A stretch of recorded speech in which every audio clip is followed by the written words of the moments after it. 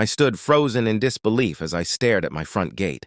It was completely painted shut with thick, glossy blue paint. I had just moved into this neighborhood a few weeks ago, hoping for peace and quiet. But the HOA president, Karen, clearly had other plans. She had already given me one warning about my gate's unauthorized color, even though it was a simple matte black that matched the house. I ignored her, thinking it was just empty talk. But this was personal.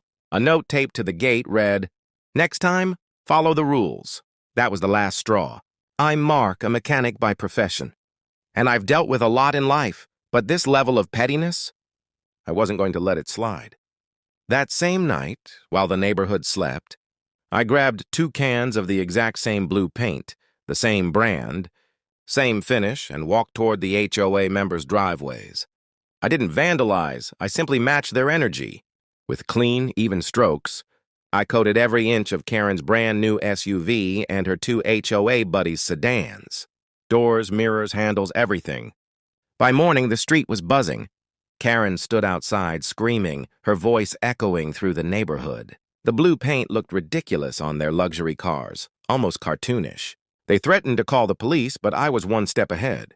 I showed them security footage from my front porch camera, clearly capturing Karen and her little crew, painting my gate in the dead of night. Their faces dropped.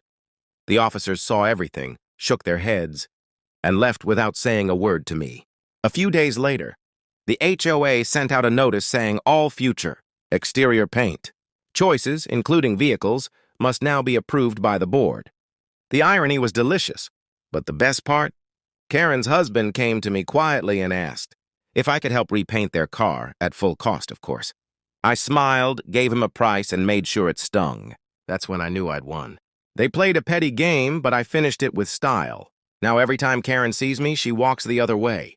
But let me ask you this. If someone messed with your home like that, would you paint revenge or walk away?